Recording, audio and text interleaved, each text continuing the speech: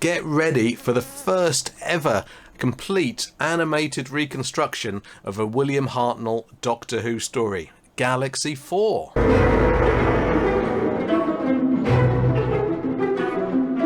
In this video, I'm going to tell you all the stuff, the release date, we'll take a look at all the covers, all the special features, and we'll also consider the history of Galaxy 4. At some point, I'll also be asking, why Galaxy 4 and why now? So first off, this is a very exciting prospect because there hasn't been an animated reconstruction of a William Hartnell story in 8 years.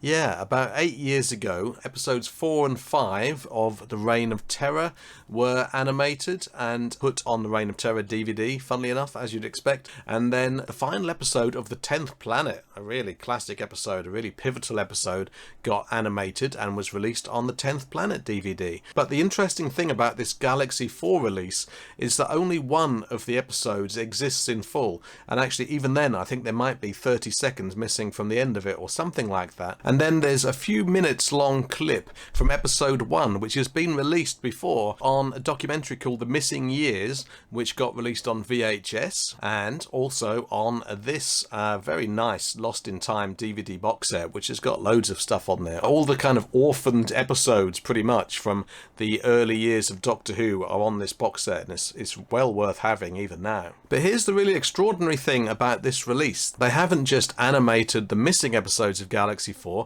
they've animated the whole thing. These new animated episodes can also be watched either in black and white or in colour. So that's pretty cool. There's an interesting quote actually from Gary Russell, who's the executive producer. He says, after a gap of many years, it's very exciting to bring the era of the first Doctor back into the animated world. It's been a real honour to work on this alternative version, so that's an interesting kind of stress of words, which hopefully reflects those Technicolor thrills that sci-fi movies of the 60s had, but which Doctor Who's monochrome TV limitations couldn't yet achieve. That really suggests that they're really going to go for quite a 60s approach. Full confession here, I haven't experienced Galaxy 4 in full. I mean, it has been released before as an audio book and also as a target book. We'll put pretty pictures of the two of those there, I expect. I think I watched the surviving episode 3 quite a while ago when it came out. It actually got released on, slightly randomly, the special edition of the Aztecs, which the BBC obviously wanted to push at the time, that release, and so they put this orphaned Galaxy 4 episode on there, which probably boosted the sales quite a lot, I'd imagine. Let's have a look at the covers, eh? So here is the DVD cover, and I think that's rather nice. Yes, pretty good. It's a pretty nice portrait of William Hartnell, and I'd also imagine that this is an appropriate likeness of how he's looking, or exactly how he's looking in the actual animated version, and that looks pretty good to me. Lovely.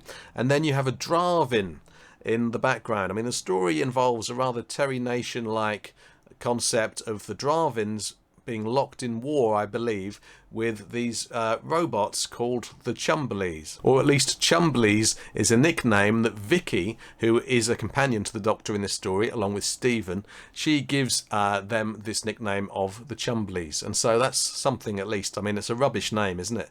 But at least it's a nickname given to them by one of the Doctor's TARDIS crew rather than the actual writer of this story, who was William Ems, he said, quickly grabbing a look at the screen because he didn't know. That's the thing about this channel, to be honest. You don't really come here to be educated as such, do you? 9 times out of 10, the viewers of these videos know more than me, and I end up asking them questions and learning a load of stuff myself, which is great. But what you come here for, I would hope, is to be entertained and for enthusiasm, and also, hopefully, in most of my videos, to feel the retro rush, that giddy nostalgia hit that really makes you feel good. Anyway, back to the cover. You know, the only thing that bothers me about this artwork, I think it's really nice. It really bothers me that the 4 is on a line by itself. Yeah, that quite bothers me. I think the 4 and the Galaxy should have just been on one line together. It kind of feels, in a typesetty kind of way, it doesn't feel right. And let's just see how that looks like as a Blu-ray. Yes, everything looks nice with that Blu-ray frame, doesn't it? Yeah, it looks really nice. Now, I know you want to have a look at the steelbooks. There's lots of fans who are really into steelbooks, and I have to admit, they're a bit on the glorious side. So let's see how the steelbook looks this time. Here's the front. Yeah, that's really nice. That's really nice. I mean, again, it's literally, it looks like a frame from the animation itself, doesn't it? And that's pretty cool. You see the two racers there. You see the Dravins and the Chumberleys outside the TARDIS. And let's have a look at the back of the steelbook. I'm going to show you inside as well in just a second. I've got no idea what that is that the Doctor's looking at, because I can't remember anything about Galaxy 4 except the names of the races. I want to hear from you about Galaxy 4. How do you feel about this? Obviously, I want to hear you down in comments after you've watched this video to tell me how highly you rate this story. How exciting is this? Or is this more exciting because it's a first Doctor story? Is that the main reason for the excitement? Because, you know, Galaxy 4 isn't one of those stories. It's not as if this is Marco Polo that's being announced, let's be honest. Still, it looks like a lot of fun, and I'm looking forward to watching it. So here's the whole steelbook, spine and all. That looks lovely. Yeah, that's a great scene. We like that, don't we? Yeah. Can you feel your wallet opening already as you look at this? If you do, by the way, and you do want to pre-order it, I've put buying links downstairs in the video description, so have a look in there. And full disclosure, if you do use those links to buy any of this Galaxy 4 stuff, or indeed any stuff while you're there, I receive a small commission at no extra charge to you, and I will funnel it back into the channel, just so you know. Inside the steelbook, that's rather luscious, isn't it? Yes, yes. Very nice, lovely landscape. Those kind of bush things with those sticks coming up out of them look like monsters in themselves. Are they actually monsters? Or are they just weird, craggy looking bushes? You tell me, down in comments. So that's the visuals. Let's have a look at the special features. Well, I mean, in case you're wondering, just to dispel any doubt at all, the actual existing episode 3 and the existing film clip from episode 1, they'll both be on all of these discs. So you'll definitely get to watch the original film versions. And there are also telesnap reconstructions of episodes 1, 2 and 4. Which is nice. I quite like a telesnap, quite partial. Oh, the pre-existing film material has also been remastered. So you've got the remastered surviving original episode 3, you've got the remastered surviving clip from episode 1. You've got telesnap recons of episodes 1, 2 and indeed 4.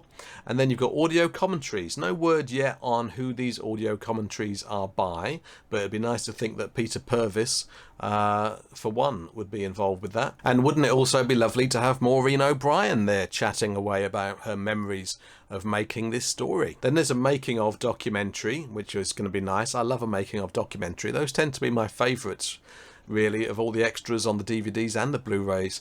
And then there's a Finding Galaxy 4 documentary, which I imagine is about the process via which the existing material of episode 3 and the episode 1 clip were discovered. Then there's a photo gallery, which is always a pleasure. A nice bit of supplementary material, isn't it? And lastly, but by no means least, production subtitles. So at the start of the video I asked, why Galaxy 4? Why now? And I fully expect that with every new animated release that gets announced, the Doctor Who The Collection theorists get to work in trying to work out, what does this all mean? Does this mean that this could be season 3 next in line for the collection series? Because Galaxy 4 was the opening serial in season 3 back in 1965. But when you look at season 3, you look at the stories in season 3, there's a whole raft of stories that have either entirely missing episodes or are mostly missing. I mean, you've got the Daleks Master Plan in there, which has only about 3 episodes existing in full, and you've got things like the Myth Makers and the Massacre. Yeah, it doesn't really make it seem like they've gone for Galaxy 4 in order to kind of piece together this puzzle of a Hartnell season, so I don't know. It looks like it'll be a while, I'd imagine, before we get to see series 3 on the Doctor Who The Collection Blu-ray series, sadly. Get down in comments and let's talk about it. Oh, by the way, there's also a special screening of the new animated version of Galaxy 4 at the BFI in London. That's on the 7th of November, and tickets go on sale on September the 16th, which is Thursday, tomorrow, if you're watching this video on the day it actually came out. So go get them. Please hit like if you did like the video, subscribe to the channel if you haven't already, and I'll hopefully see you for the next video. Until then, don't forget to embrace your obsession.